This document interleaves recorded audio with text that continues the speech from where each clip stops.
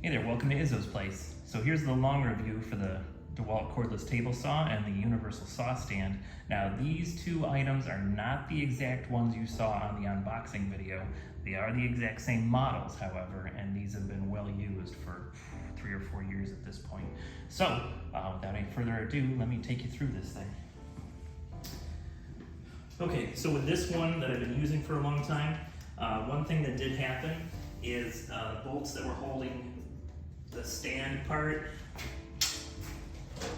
these metal parts with the bumpers that allow you to stand this up when you're not using it, those broke or came loose, I don't remember what. So I actually ended up drilling through on this model and putting my own bolts and nuts on there. So that way, and I've never had a problem since then. So it's just something to keep in mind. If you use the things as hard as I do, sometimes you gotta make adjustments later on. But very easy to use. So you just push in the what would you call this? Push in the trigger. We'll call it the trigger. Push in the trigger. Push in the trigger. Push in the trigger. So these are in a locked position. When you're setting it back down, of course, you push the trigger and move it. This you can raise or lower by pulling on that little widget there. But anyway, so all I usually do to set this up then, once that's in place, there we go. So now it's set. If you want to eliminate this from being a bump hazard, you can put it in while it's in this position. Okay. So to lock or unlock it, there's a lever down here. And after we're done with the walkthrough, the walk and talk through, I'll get some close-ups of a lot of these features. But the fence lock is right here. So you push it forward and it's locked. You pull it back and you can move it. And I do enjoy DeWalt's rack and pinion slider. It makes for precise movements and modifications very easy. So that's nice. Now there's two settings. This saw will cut up to about 24 3/8 inches. But you have to change the setting to get the extra 4 inches on that. So right now it's set up in its first configuration. That gets you up to about 20 3/8 inches. And so that will be, and again, I'll show you close-ups later. That'll be the yellow tape measure on here. So if you want to cut to between 20 and 24, you lift up on the front and back of the fence. You lift it up, it comes off, and you reposition it onto this little stud here, and there's one in the back. Now you've got an extra 4 inches on this. So now, in this configuration, we could go up to 24 inches. And that's pretty good for a job site saw. You know, wouldn't 30 inches be great? Yeah, but for what you usually need on the job site, 24 I think is really good. If you need to do anything bigger, you can always get out the track saw or something like that, or pre-cut something at the shop. All right, so the other neat thing you can do, because there's a stud here as well. So if you need to cut something, normally you get the fence on the right of the blade and you're cutting this way. But there are some times where you would need to put the fence on this side of the saw and to be able to do an unusual cut, an angled cut, something like that. So you actually can flip it around.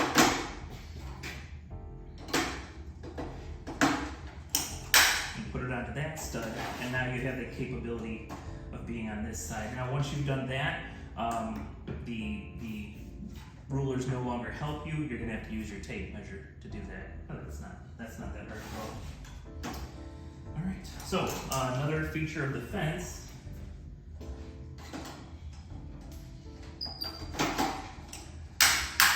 Another feature of the fence is once you get past here, this creates a danger because your materials could go down there, could shift how you're cutting.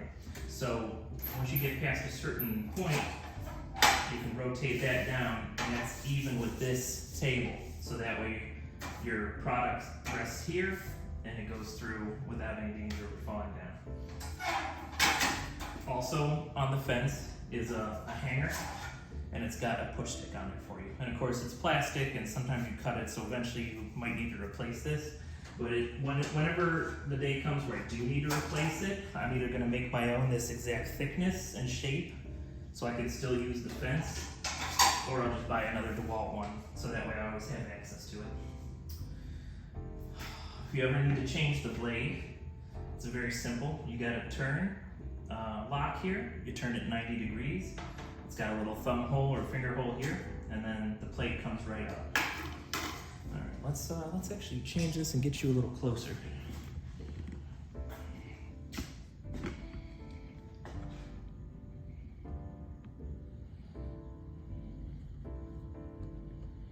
So you can see I'm doing a little better. It's not the best camera stand. Okay. Okay, on the side, let's see which side is it. And you know what? I'm trying to be safer on this channel for you all. We're gonna be playing with the blade, so I took the battery out. That way I can't accidentally injure myself live on the camera. Okay, over here we've got the safety, some of the safety features. And like I said, we're gonna start being a little more safe on this channel, so I'll make sure that I show you that. Okay, on the back, you'll get the close-up later.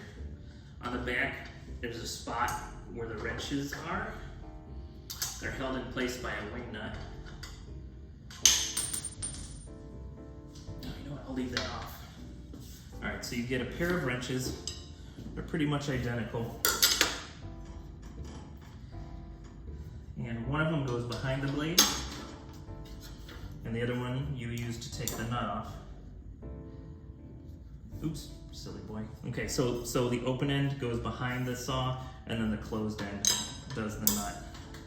All right, now, remembering which way to turn it is always fun.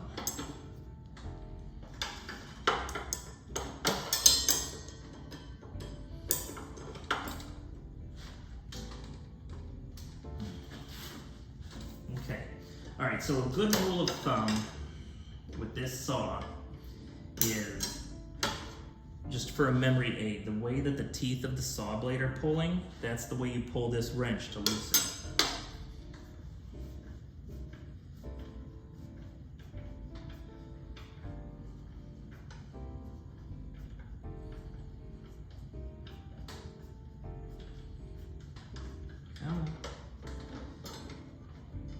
Okay, nut comes off, no problem. Now, so let's see. So it's a regular thread too. You're loosened, lefty-loosey, righty-tighty. So it's a regular thread in this configuration. You know what, I'm gonna raise this up. So raising it up, a little handle here.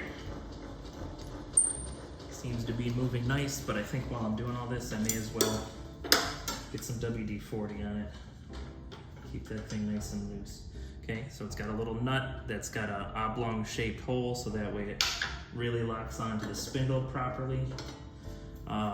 Blade's a little old, but still got some use. Cool. Okay, so that's taking that off. Let's go ahead and start putting some of the safety stuff on, because like I said, we're gonna start being a little safer around here. There are times when it's appropriate to take, or not so much appropriate, there are times when you might need to take off the safety guard. But those times you really need to sit and think about what you're doing. Take into account all of the risks and rewards. You need to think through all the dangerous parts of it, so that way you can be as safe as possible if you are taking off. It's just filled with dust. That's why I'm reseating it. Alright, now there's also a splitter knife. Let me get that out. If I can. How does this come up? Well, it's a little bit sad how long it's been since I used the safety stuff. I'm not remembering how to take it off.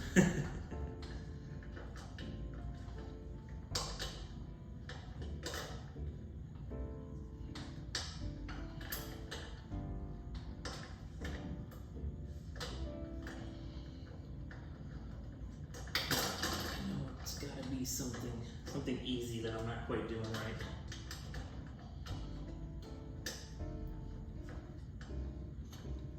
Do I lift up? Do I push down?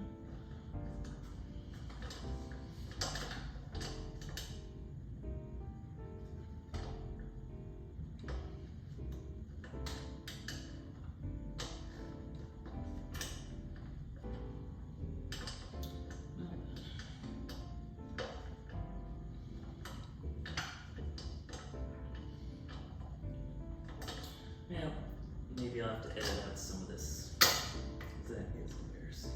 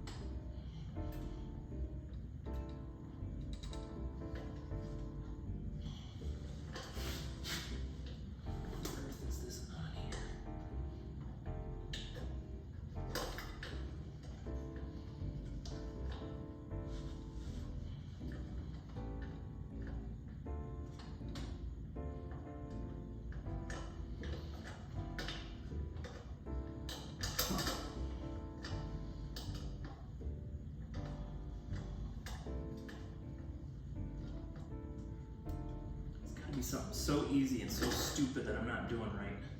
Oh, okay, yep, that sure was. All right, so there we go. So this is a hold down, so let's see how that goes in. It's probably got to be similar to how it went onto the back of the table saw.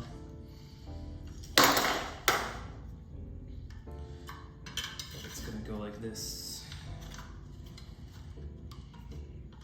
Yeah, so the trick was I had to push this in, and that moved things over enough where I was able to get it out. So I probably got to do the same thing to put it on here.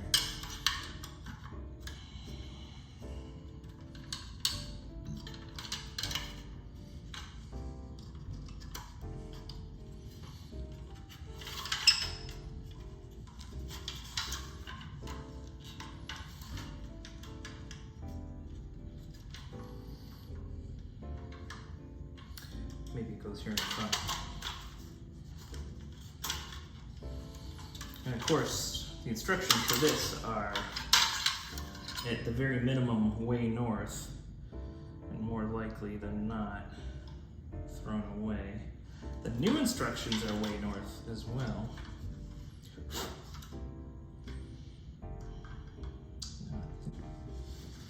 I figure you may as well watch the struggle, because the struggle is real.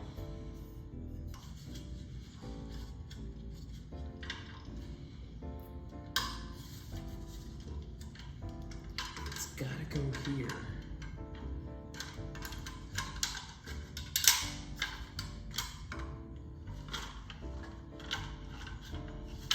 But if it's there, it's almost like what? It's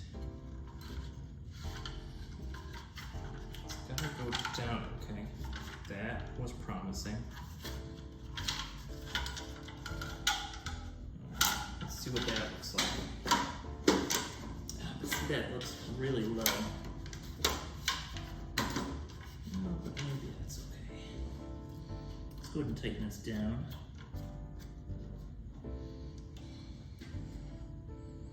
And then we can paste this underneath. And granted, I know there's no blade on there right now, but I'm not really doing any cutting for this review. Just gonna kind of talk about it.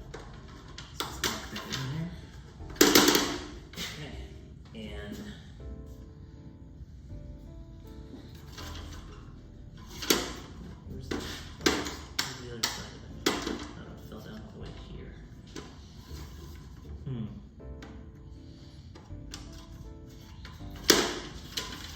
or am I backwards? Because that doesn't make a ton of sense. But if I'm backwards, it's going to hold the stuff that came through down properly. So let's see about that. Let's flip it around this way.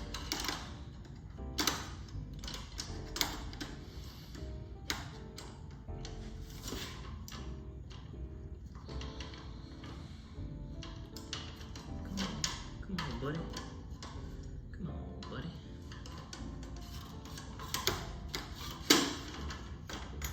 Let's rotate it like that. Let's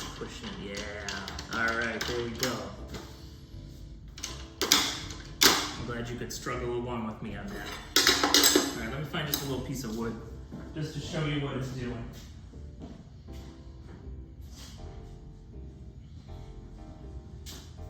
Okay, so these first two plastic ones, let me make sure I'm looking, okay, yep. These first two plastic ones, as you push through, obviously it rises up.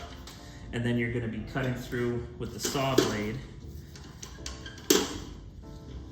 And then on the back end, those are able to lift and let the board go through like that.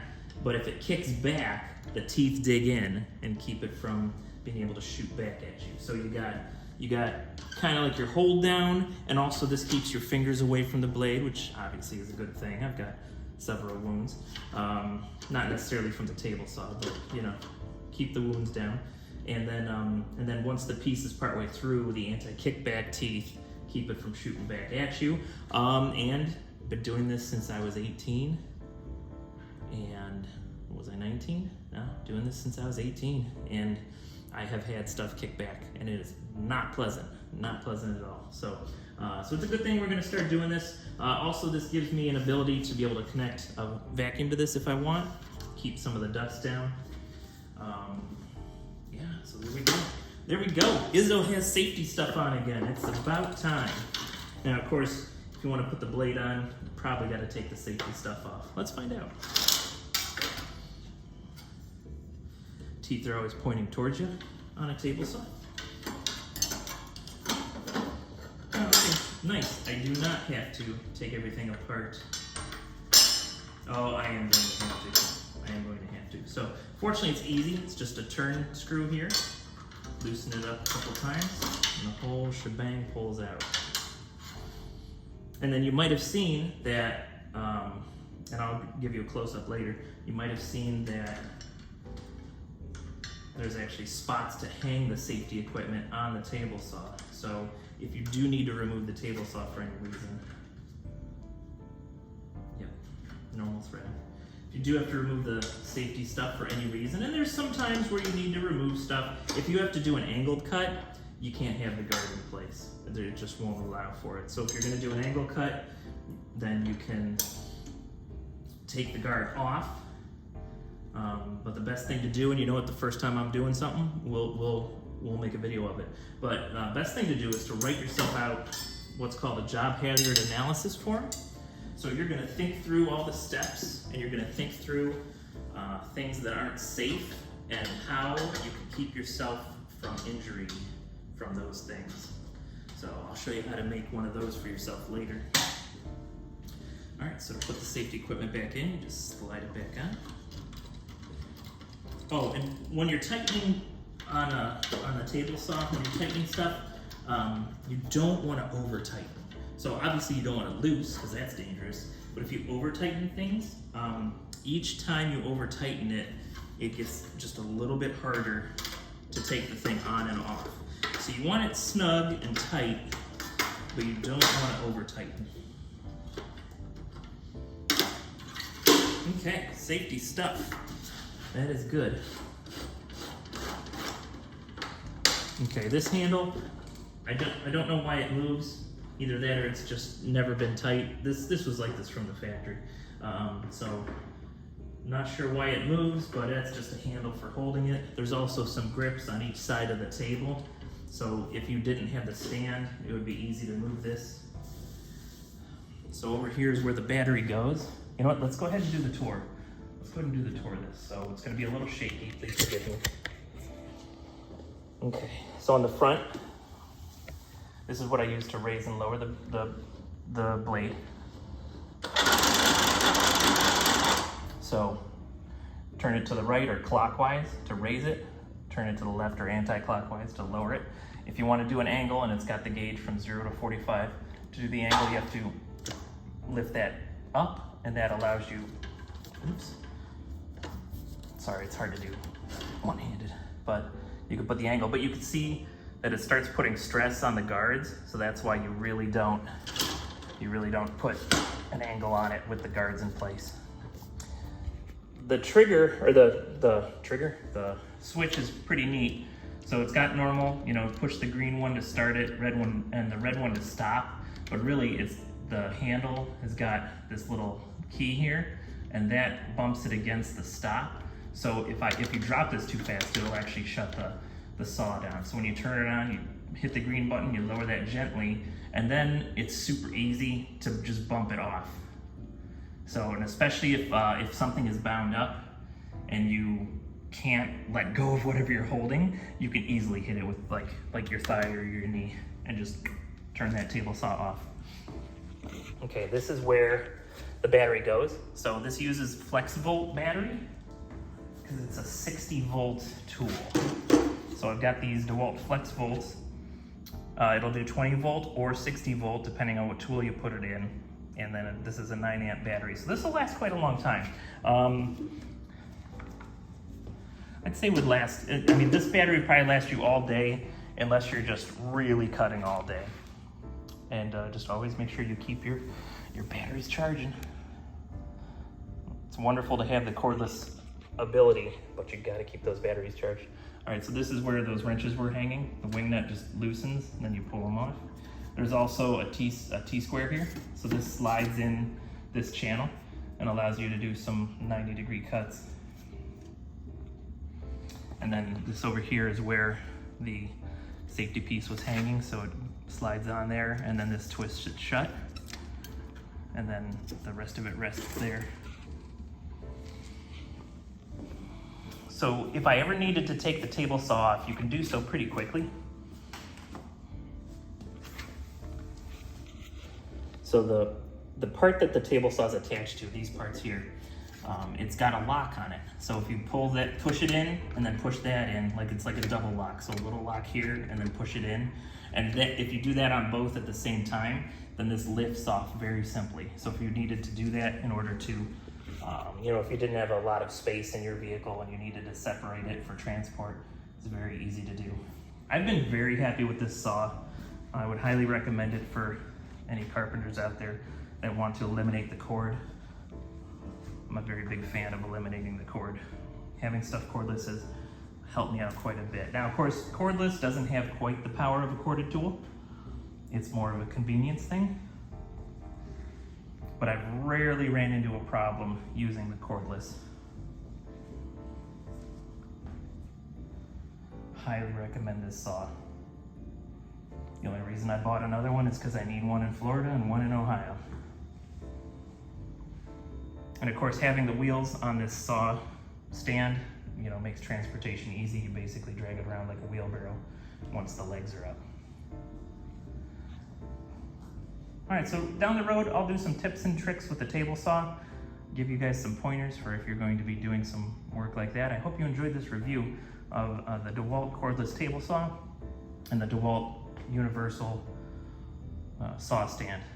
And keep hanging out with Izzo's place, and whether you're doing woodworking, try to do it safe. If you're drinking whiskey, drink responsibly, but do everything with a little bit of whimsy, and life will just be a little more fun then. Thanks.